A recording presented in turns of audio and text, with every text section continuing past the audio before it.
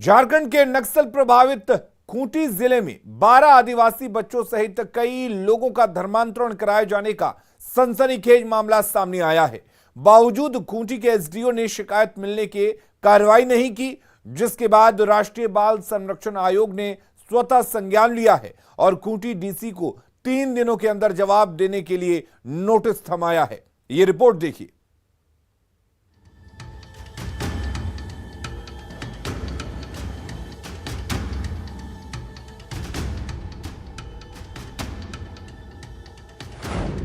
धर्म के नाम पर मिशन अधर्म।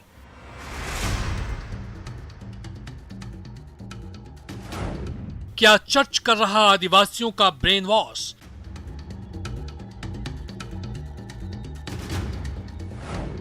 धर्मांतरण के ठेकेदारों पर अब गिरेगी गाज। खूंटी झारखंड का ऐसा इलाका जो आदिवासी बहुल्य जिला है, लेकिन खूंटी पर दशकों से धर्मांतरण के ठेकेदार की बुरी नजर है। आदिवासियों का धर्म परिवर्तन कराते कराते इनके मनोबल इतने बढ़ गए कि मिशन अधर्म के ठेकेदारों ने खूंटी में 12 बच्चों का धर्म परिवर्तन करा दिया, जिसके बाद खूंटी में हाहाकार मच गया। अपने बच्चों का धर्म परिवर्तन होता देख सरना धर्मावलंबियों में हड़कंप मच गया। सरना धर्मावलंबियों ने पूरे मामले को लेकर एसडीओ को ज्ञापन सौंपा, जिसमें धर्मांतरित बच्चों के नाम का जिक्र किया है, लेकिन किसी तरह की कार्रवाई नहीं हुई। मामला केंद्रीय बाल संरक्षण आयोग तक पहुंच गया, जिसके बाद एनसीपीसीआर के अध्यक्ष प्रियंक कानूनगो ने खूंटी के डीएम को नोटिस थमाया है। पूरे मसले पर हमारे साथ बात करने के लिए मौजूद हैं एनसीपीसीआर के अध्यक्ष प्रियंक कानूनगो। प्रियंक जी, जिस तरीके से झारखंड के खूंटी जिले में बताया जा रहा है कि करीबन 12 लोगों के धर्मांतरण का मामला सामने आया है, आपने भी वहां के एसपी को एक नोटिस भेजा है, क्या पूरा मामला है? देखिए, हमको ये शिकायत प्राप्त हुई है और ये मीडिया में भी प्रकाशित हुआ, हमने जिसका संज्ञान लिया कि वहाँ 20 से अधिक लोगों का धर्मांतरण किया गया, जिसमें से 12 नाबालिग बच्चे शामिल हैं। और हमको जो जानकारी मिली है उसके अनुसार इन बच्चों को परिवार से पृथक धर्मांतरित किया गया। स्थानीय लोगों ने एसडीएम के यहाँ इसकी शिकायत भी की, लेकिन कार्रवाई नहीं की गई। तब जाकर आयोग ने इसका संज्ञान लिया है। खूंटी में धर्मांतरण का खेल नया नहीं है। शिकायत के बाद यहां प्रशासन की खामोशी सरकार के कामकाज पर सवाल है। पहले पूरे मामले को समझिए। दरअसल खूंटी में धर्मांतरण के खिलाफ सरना धर्मावलंबियों ने शिकायत दर्ज कराई थी। तोड़पा के मकड़ा सिकड़ा टोली के 12 नाबालिग बच्चों के धर्मांतरण से जुड़े हैं मामला। 21 मई को सरना समाज के लोगों ने एसडीओ से शिकायत की। एसडीओ को सौंपे गए ज्ञापन में धर्मांतरण कराए गए बच्चों का नाम है। शिकायत के बाद भी खूंटी एसडीओ ने कार्रवाई नहीं की। स्थानीय चर्च पर बच्चों का मानसिक शोषण करने और उन्हें अपनी सभ्यता संस्कृति से दूर करने का आरोप लगा है, जिसके बाद अब संबंधित चर्च के खिलाफ एफआईआर के निर्देश दिए गए हैं। झारखंड की बात करें तो झारखंड में धर्मांतरण का ये कोई पहला या नया मामला नहीं है, लेकिन जिस तरह से राष्ट्रीय बाल अधिकार आयोग की तरफ से इस मामले में स्वतः संज्ञान लिया गया है और जिस तरह से एफआईआर जो है चर्च के ऊपर एफआईआर करने का निर्देश दिया गया है, तो ये चर्च की भूमिका पर एक गंभीर सवाल खड़ा करती है। एनसीपीसीआर के अध्यक्ष प्रियंक कानूनगो ने खूंटी के डीएम और एसपी को नोटिस भेजकर 3 दिन में जवाब मांगा है। जाहिर है धर्मांतरण के ठेकेदार अब बख्शे नहीं जाएंगे। मामला जो है खूंटी जिले का है, जहां पे 12 बच्चों का धर्मांतरण किया गया है। तो चेयरपर्सन प्रियंक कानूनगो ने, राष्ट्रीय बाल अधिकार आयोग के जो चेयरपर्सन है, उन्होंने खूंटी जिले के एसपी को भी तलब किया है और साथ ही साथ उन्होंने 3 दिन के अंदर रिपोर्ट मांगने की बात कही है। बाल संरक्षण आयोग के एक्शन के बाद पुलिस हरकत में है। तफ्तीश तेज हो गई। माना जा रहा है कि कई धर्मांतरण के खिलाड़ी नपने वाले हैं। प्रियंक कानूनगो जी ने भी ये बात कही कि एसडीएम को भी उन्होंने इस मामले को लेकर के पहले भी तलब किया था, तो वो उनका ये स्टेटमेंट जो है वो इस बात की तस्दीक कर रहा है कि जिला प्रशासन को भी, स्थानीय जिला प्रशासन को भी इस बात की जानकारी है, लेकिन उसके बाद भी जो है अभी तक जिला प्रशासन की बात हो या राज्य सरकार की बात हो, कोई संज्ञान नहीं लिया गया है। तो ऐसे में अब आयोग को इस मामले में हस्तक्षेप करना पड़ रहा है। तो अब जिस तरह से आयोग ने मामले में संज्ञान लिया है, एफआईआर का आदेश दिया और 3 दिन में रिपोर्ट मांगा है, तो अब पुलिस की जांच जो है वो शुरू हो गई है। और पुलिस की जांच जो है, पुलिस की जांच में देखना होगा कि आखिर ये जांच कहां तक बढ़ती है और इस जांच की जद में कौन कौन और कितने बड़े अधिकारी जो है वो आते हैं। बड़ा सवाल है कि हेमंत सरकार के नाक के नीचे इतना बड़ा अधर्म हो रहा था, लेकिन आदिवासी मुख्यमंत्री होने के बावजूद हेमंत सोरेन अपने समाज पर धर्म के इस अतिक्रमण पर चुप क्यों हैं? न्यूज 18 के लिए दिल्ली से रचना और रांची से कोमल बहल की रिपोर्ट। लालू यादव का अतीत पीछा नहीं छोड़ रहा है। 27 साल पुराने एक केस में लालू यादव की कल पेशी है। पलामू कोर्ट में लालू यादव की 27 साल पुरानी हेलीकॉप्टर लैंडिंग को लेकर जिरा होगी, जिसमें लालू यादव को सशरीर पेश होना है। रिपोर्ट देखिए।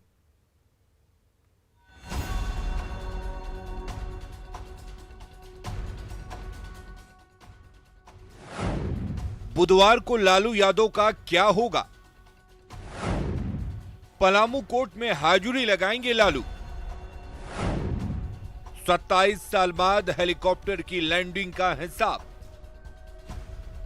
27 साल पहले लालू यादव अविभाजित बिहार के मुख्यमंत्री हुआ करते थे। लालू यादव के इशारों पर पूरा प्रशासनिक अमला नाचता था। सत्ता की हनक ऐसी थी कि वो अपने आगे किसी की भी नहीं सुनते। 1995-96 में एक चुनावी रैली थी। लालू यादव रैली में शरीक होने वाले थे। इसके लिए पूरी तैयारी की गई थी, लेकिन आरोप है कि यहां भी लालू यादव ने अपनी मनमर्जी चलाई। अब उसी केस में 27 साल बाद पलामू केस में सुनवाई है।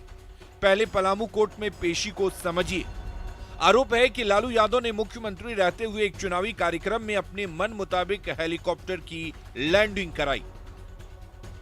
दरअसल 1995-96 में लालू यादव अविभाजित बिहार के मुख्यमंत्री थे। लालू यादव की गढ़वा में 1995-96 के भावनाथपुर विधानसभा में चुनावी रैली थी। भावनाथपुर के नगर उटारी में हेलीकॉप्टर की लैंडिंग फिक्स थी, लेकिन लालू यादव का हेलीकॉप्टर खेत में उतरा। आरोप लगा कि भीड़ जुटाने के लिए लालू यादव ने जानबूझकर अपने पद का धौंस दिखाते हुए हेलीकॉप्टर की लैंडिंग मन मुताबिक कराई। इसे आदर्श आचार संहिता का उल्लंघन माना गया और 27 साल बाद अब पेशी है। पलामू कोर्ट में हाजिरी लगाने के लिए पहुंचे लालू यादव मंगलवार को दिन भर कार्यकर्ताओं से मिलते जुलते नजर आए। पलामू से चंदन कश्यप की रिपोर्ट, न्यूज 18। झारखंड में 55,000 से अधिक पदों पर बहाली के लिए हेमंत सरकार ने प्रयास तेज कर दिए हैं। रांची में मुख्यमंत्री ने एक अहम समीक्षा बैठक की, जिसमें स्कूली शिक्षा एवं साक्षरता विभाग और वन पर्यावरण एवं जलवायु परिवर्तन विभाग में खाली पड़े पदों पर बहाली की प्रक्रिया में तेजी लाने का निर्देश दिया गया। हेमंत सोरेन ने कहा कि राज्य में खाली पदों को जल्द से जल्द भरना सरकार की पहली प्राथमिकता है, जिसके लिए विभागीय अधिकारियों को नियमावली में खामियों को जल्द से जल्द दूर कर JSSC को भेजने का निर्देश दिया है।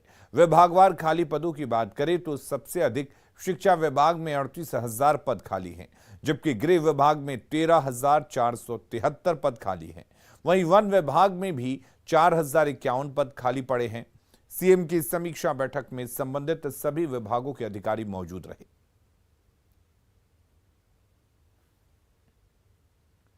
झारखंड में मुख्यमंत्री हेमंत सोरेन कल गुमला दौरे पर रहेंगे, जहां वे अल्बर्ट एक्का स्टेडियम में सर्वजन पेंशन योजना की शुरुआत करेंगे। इसके साथ ही कल्याण विभाग की विभिन्न योजनाओं के साथ साथ लाभुकों को परिसंपत्ति का वितरण भी करेंगे और कुछ युवाओं को विभिन्न सेवाओं के लिए नियुक्ति पत्र भी देंगे। मुख्यमंत्री के कार्यक्रम को लेकर स्टेडियम में व्यापक तैयारी की गई है। सुरक्षा के चाक चौबंद व्यवस्था किए गए हैं। कल माननीय मुख्यमंत्री महोदय का एक यहाँ पर शुभारंभ कार्यक्रम है, जिसके तहत सर्वजन पेंशन योजना का जो है उसका शुभारंभ एक विशेष अभियान का किया जा रहा है, जिसके माध्यम से जो भी छूटे हुए व्यक्ति हैं उसकी एक योजनाबद्ध तरीके से हम लोग सभी को चिन्हित करते हुए अति शीघ्र तुरंत ही हम उन लोग को पेंशन पत्र जो है वो निर्गत करेंगे। और हम चाहते हैं कि पब्लिक यहाँ है किसी तरह का असहजता महसूस नहीं करे। ट्रैफिक का हम लोग बढ़िया प्लान तैयार किए हैं, जिसमें किसी भी ट्रैफिक में किसी को दिक्कत नहीं होनी चाहिए। और हम लोग यहाँ पे सभी जितने हाई राइज बिल्डिंग हैं उनको भी सेंसस कर लिए हैं, उनकी भी चेकिंग की जा रही है। पार्किंग का बढ़िया इंतजाम है और DFMD लगेंगे गेट पे, जिससे फ्रिस्किंग होकर सभी को लॉक करेंगे हम लोग। चंद दिनों का इंतजार और फिर बाबा नगरी देवघर से उड़ान सेवा का आनंद लीजिए। देवघर एयरपोर्ट से कमर्शियल विमान की उड़ान सेवा शुरू करने के लिए तैयारी आखिरी दौर में है। आज देवघर एयरपोर्ट पर लैंडिंग और टेक ऑफ का सफल मॉक ड्रिल किया गया। उम्मीद है कि श्रावणी मेले से पहले उड़ान सेवा शुरू हो जाएगी।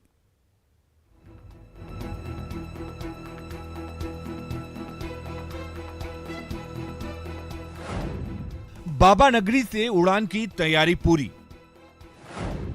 देवघर एयरपोर्ट पर उड़ान की मॉक ड्रिल। कोलकाता से बाबा नगरी पहुंचा विमान। बाबा नगरी के लोगों के लिए मंगलवार का दिन बेहद ही खास रहा। दशकों से उड़ान भरने के सपने को आज पंख लग गया। इस चमचमाती रनवे पर पहली बार इंडिगो 320 विमान कोलकाता से उड़ान भरकर देवघर एयरपोर्ट पर पहुंची और ये साफ हो गया कि जल्द ही देवघर एयरपोर्ट से कमर्शियल विमान की उड़ान सेवा शुरू हो जाएगी। देवघर एयरपोर्ट पर इंडिगो के इस विमान की लैंडिंग मॉक ड्रिल के रूप में की गई। लैंडिंग के बाद टेक ऑफ का भी सफल मॉक ड्रिल हुआ। उम्मीद जताई जा रही है कि श्रावणी मेले से पहले देवघर से हवाई सेवा शुरू हो जाएगी। देवघर एयरपोर्ट पूरी तरह से बनकर तैयार है। सभी लोग बेसब्री से इस एयरपोर्ट के शुरू होने का बेसब्री से इंतज़ार कर रहे हैं। वहीं आज कलकत्ता से चलकर इंडिगो एयरलाइंस की फ़्लाइट आज यहां लैंड की और वो फ़्लाइट जो लैंड की वो उम्मीदों की फ़्लाइट थी, क्योंकि लगातार जो है लोग यहाँ पर सोच रहे थे कि कब देवघर एयरपोर्ट स्टार्ट किया जाएगा। लेकिन आज जो ये फ़्लाइट यहाँ से लैंड की और उसके बाद फिर टेक ऑफ किया गया। वो बताते चले कि लगातार देवघर एयरपोर्ट के लिए मुख्यमंत्री और सेंट्रल की तरफ से ये कयास लगाए जा रहे थे कि जल्द से जल्द शुरू करना है। और अब जिस तरह से कल मुख्यमंत्री देवघर पहुँचे थे और यहाँ का निरीक्षण किया था और उसके बाद ये फ़्लाइट जिस तरह से यहाँ पर मॉक ड्रिल किया गया, इससे उम्मीदें और लोगों की बढ़ गई कि श्रावणी मेला से पहले देवघर एयरपोर्ट का शुभारंभ हो जाएगा। 2 बार मॉक ड्रिल की प्रक्रिया को अपनाया जा चुका है, जिससे उम्मीद को और बड़ा पंख लग गया है। अभी ज्येष्ठ माह चल रहा है, जिसके बाद आषाढ़ आएगा, फिर श्रावणी मेले की शुरुआत होगी। यानी कि कुछ दिनों का इंतजार है और फिर आपके देवघर के आसमान में उड़ान भरने का सपना सच होने वाला है। और यहाँ से देश विदेशों के लिए भी फ़्लाइटें मिलने लगेंगी, जिससे यात्रियों को भी काफ़ी सुविधा मिलेगी। तो कुल मिलाकर ये कह सकते हैं कि आज की ये उम्मीदों भरी फ़्लाइट जो यहाँ पे लैंड की और टेक ऑफ की, इससे लोगों की उम्मीदें डबल हो चुकी है। मनीष दुबे, न्यूज़ 18, देवघर। केंद्रीय गृह मंत्री अमित शाह ने आज दिल्ली में नवनिर्मित नेशनल ट्राइबल रिसर्च इंस्टीट्यूट का उद्घाटन किया, जो जनजाति विरासत और संस्कृति के संरक्षण और विकास का प्रमुख संस्थान होगा। आने वाले दिनों में पूरे देश में जनजाति समाज को इसका लाभ मिलेगा। ये रिपोर्ट देखिए।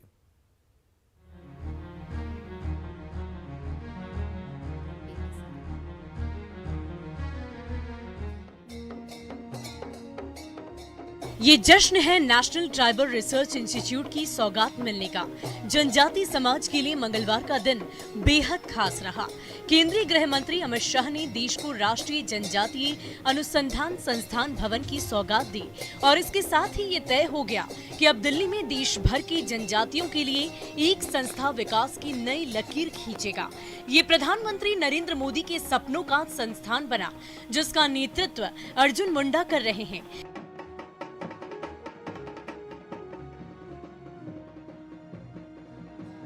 केंद्रीय गृह मंत्री अमित शाह ने अर्जुन मुंडा के अनुभव की जमकर तारीफ की।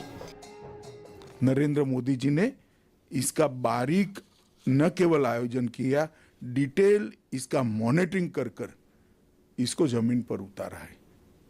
और अर्जुन मुंडा जी भी पूरे जनजातीय मंत्रालय को बहुत अच्छे तरीके फोर्स के साथ गति दे रहे हैं कि हम सब के लिए उनका अनुभव भी है। झारखंड के मुख्यमंत्री रहे तो नीचे तक योजनाओं को कैसे ले जाते हैं उसका उनका अनुभव है। इसका फायदा भी देश भर के जनजातीय समाज को मिला। देश में पहली बार जनजाति समाज को लेकर संस्थागत विकास का काम होगा। सभी राज्यों के जनजातियों के कामों का विश्लेषण किया जाएगा। जनजातीय समाज में शिक्षा के लिए काम होगा। इंस्टीट्यूट में लाइब्रेरी, रिसर्च विंग बनाया गया। ट्राइबल इंस्टीट्यूट में लगातार प्रशिक्षण कार्यक्रम चलेंगे। पारंपरिक कानून पर रिसर्च और डॉक्यूमेंटेशन होगा। नेशनल ट्राइबल रिसर्च इंस्टीट्यूट की ये तस्वीरें बताने के लिए काफी है कि आने वाले दिनों में कैसे जनजाति समाज से जुड़े लोगों की पहचान पूरे हिंदुस्तान में डंका बजाने वाली है। इसके लिए पूरा प्लान तैयार कर लिया गया है। जनजाति समुदाय देश के विभिन्न प्रांतों में विभिन्न हिस्सों में रहते हैं। उन्हें राष्ट्रीय स्तर पर नीति विषयक अध्ययन का और इसके माध्यम से विकास का नया आयाम सुनिश्चित किया जा सकेगा। और इसी उद्देश्य को लेकर आज माननीय गृह मंत्री जी ने, अमित शाह जी ने राष्ट्रीय जनजातीय अनुसंधान संस्थान का उद्घाटन किया। 10 करोड़ की लागत से इंस्टीट्यूट का निर्माण किया गया। ये जनजातीय शोध संस्थान राज्य स्तर पर काम करने वाली संस्थान के साथ समन्वय स्थापित करेगी। जनजाति समाज से जुड़े लोगों के हर एक पहलू पर बारीकी से शोध और विकास किया जाएगा। दिल्ली से संवाददाता अमितेश कुमार की रिपोर्ट, न्यूज़ 18। और अब देखते हैं झारखंड 2020।